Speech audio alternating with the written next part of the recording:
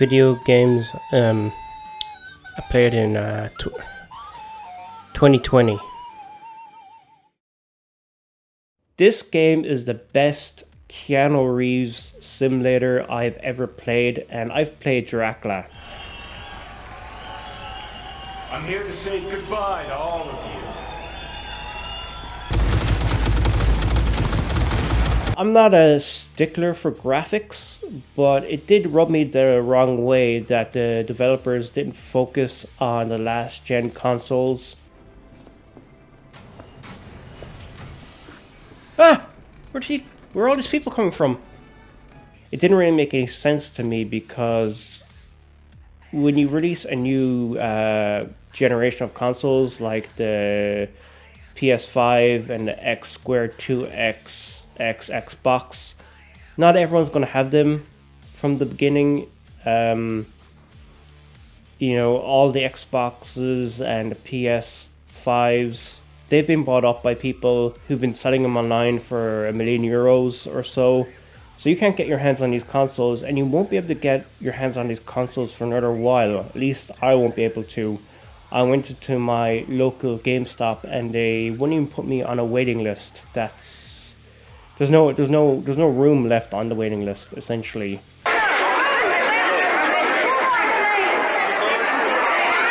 So I could be waiting until March, maybe April, to get my hands on PS5. So what I'm left is with Cyberpunk that is not playing that well.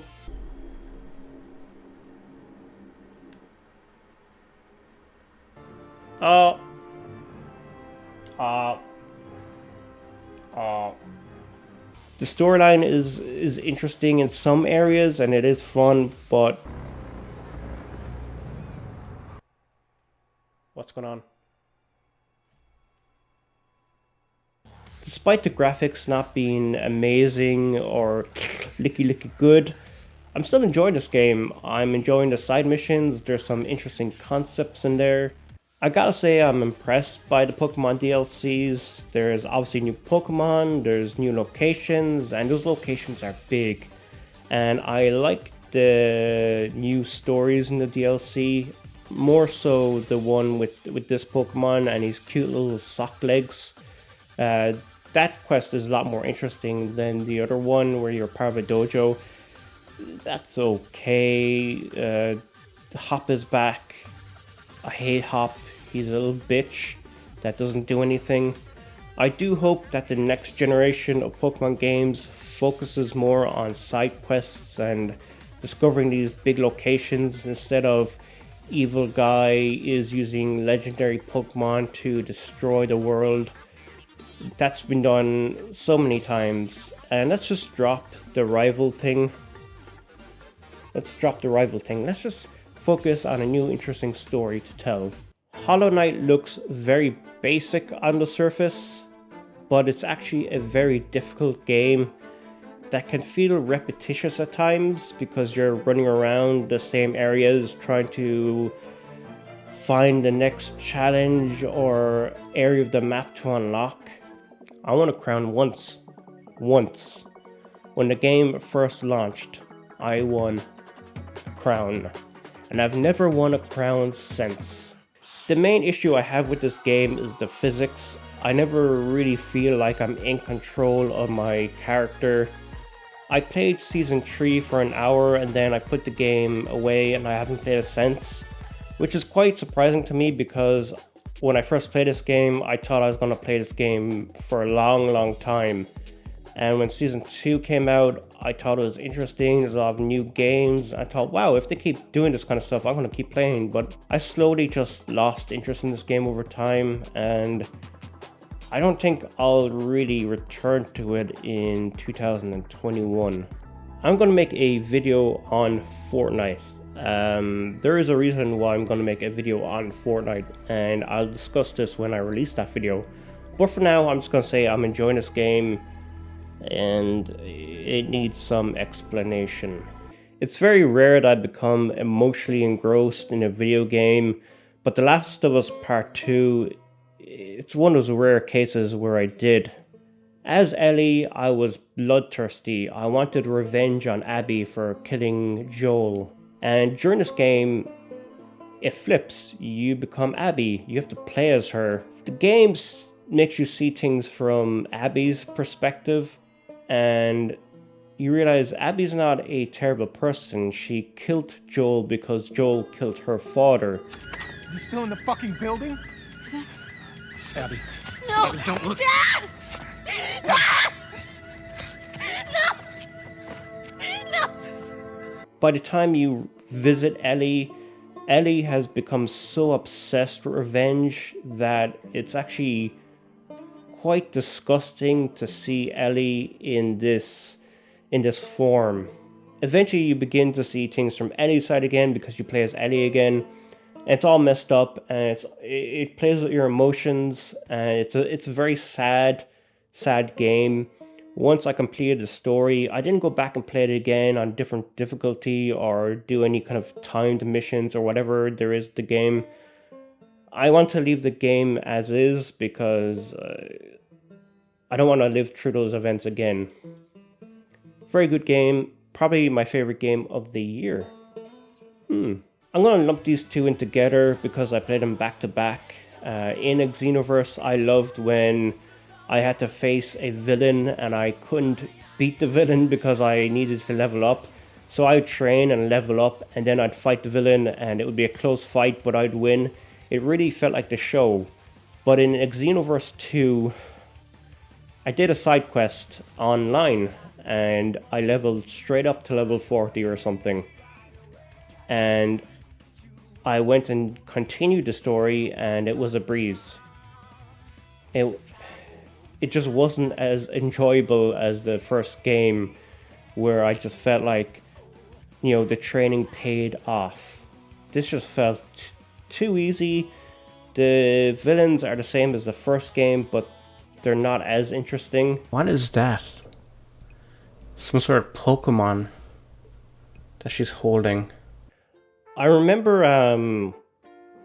COVID began around March here in Ireland, and I ordered Animal Crossing to distract myself from that situation.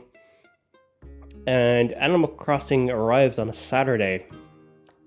I opened it up, put it into my Nintendo Switch, and after 4 hours, I completed everything in the game. And then the next day I had to complete different things, and I had everything completed within 2 hours. And then the next day I had everything completed within 30 minutes, and it was like that up until recently, because I stopped playing the game. Just after Halloween, I think I stopped playing the game. There's not much to this game. You're asked to build a museum, you do that, you build a house, you pay off the house, you build a lot of stuff, you're consuming essentially. You're buying things, decorating. Yeah, there's not much going on in this game. It's very disappointing because there's a whole bunch of characters on the island, and you can walk up to these characters and talk to them. I think there's like maybe 30 seconds of dialogue between you and an islander, and they're not really interesting. The villagers just feel like background. There's nothing really to them. And I wish they made these characters a little bit more interesting, a little bit more fleshed out, if you will. I wish I could go on side missions with these characters, and maybe the more you interact with a certain character, the more you're likely to go on a quest with them. And if a villager wants to leave, it's because you're not really interacting with them and they're not having fun. I know you can mess with the clock settings so you can speed up time, but I prefer to play this game how it was intended to play.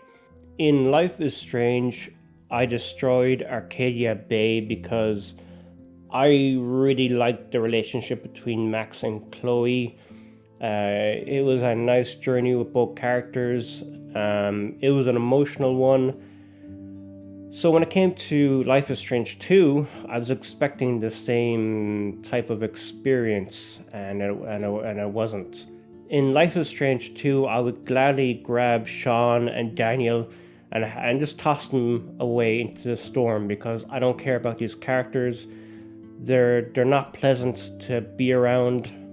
Sean is very bland as a character, and it doesn't help the situation when Daniel is whining and bitching about every situation you're in. It's not fun watching Daniel use his powers while you sit in the corner and draw.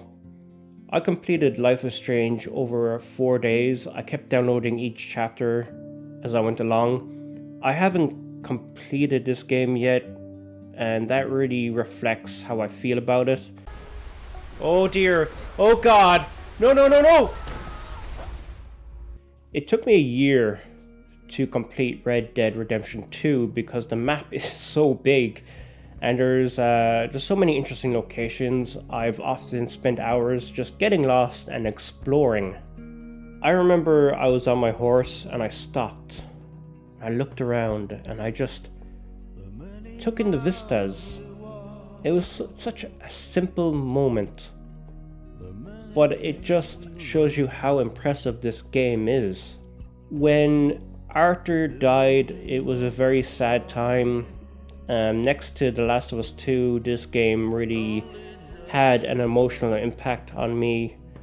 I didn't like when I became John because I was so caught up as Arthur Morgan.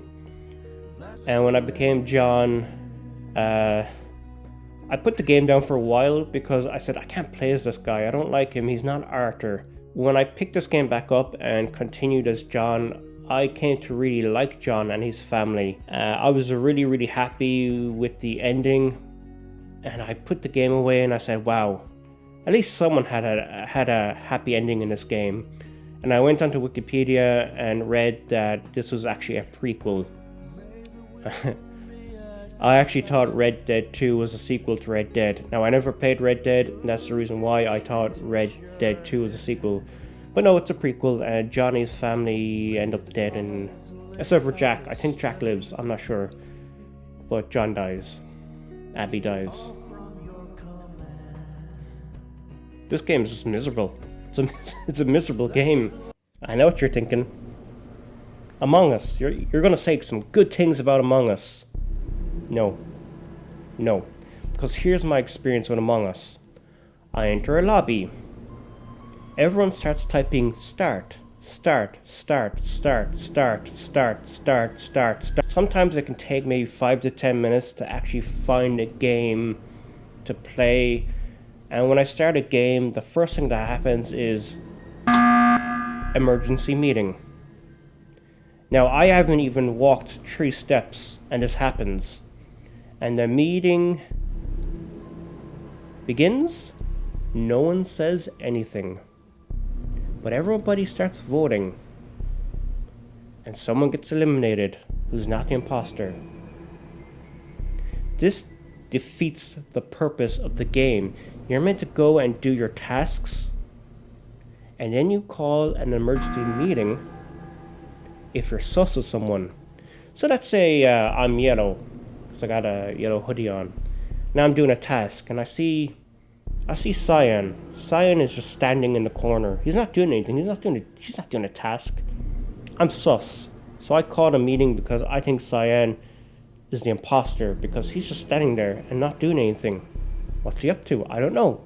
But Cyan can say, hey, I was just standing there because I wanted to communicate with Yellow that I am not the imposter. I would have killed Yellow if I was, but I'm not the imposter. And so the debate begins, and that's how I want to experience this game. I want to have a fun but interesting experience, and I don't get that when I play with random people online. I pre-ordered Cyberpunk 2077, I think it was October or November when it was meant to be released. It was delayed till December, so I picked up Witcher 3 instead. At this point, I didn't know it was the same developers of both games. I just picked up Witcher 3 because I heard good things. I was recommended to play this game. And I gotta say, this game is amazing. I finally feel like I'm Geralt for the first time. I didn't get that feeling with the other games that I've never played, but this time I really feel like I'm a Witcher. I've been having a blast playing Gwent, looting, hiring hookers, and riding my horse all over the place, killing random monsters. I made a video about Mario 64, watch it here, don't at me. If someone said to me, hey, what's the one Mario game I should play? I'd recommend Mario Galaxy. It's bright, colorful, there's lots of interesting worlds to explore. And to me, this is just the perfect Mario game. The first few days of Rocket League was very enjoyable. I liked the concept, but there was nothing to entice me to come back. One of the jobs of an online multiplayer game is to get the player to return and to pay money for some extra stuff. But I just didn't bother coming back to this. Don't at me. 35 years of Mario, wow. And what did they do? They released this game and I played it for a couple of hours and then I never played again. Thanks for being in my life for 35 years, Mario.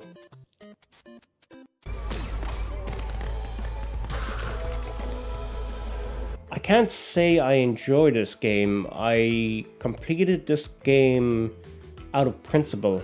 I wasn't going to let this game one-up me.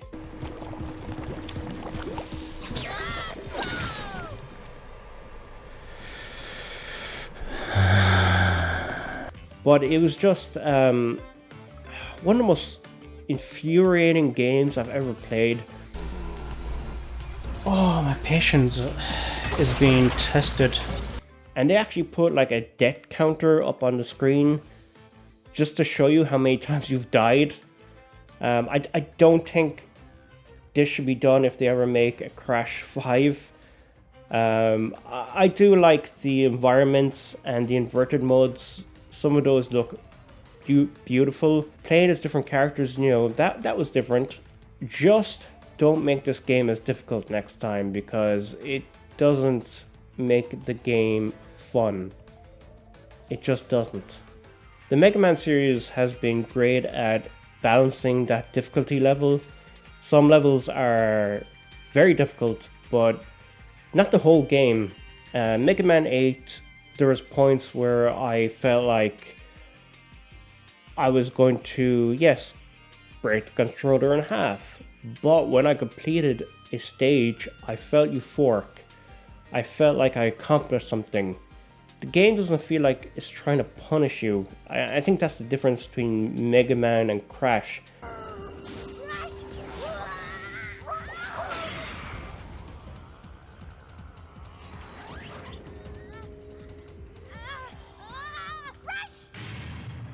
Oh, he's dead.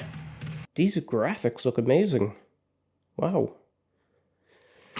Anyway, they're all the games I played this year. Let me know what games you played and tell me if you disagree with me or if you agree with me. The more you agree with me, the more I like you. I think that's how it works.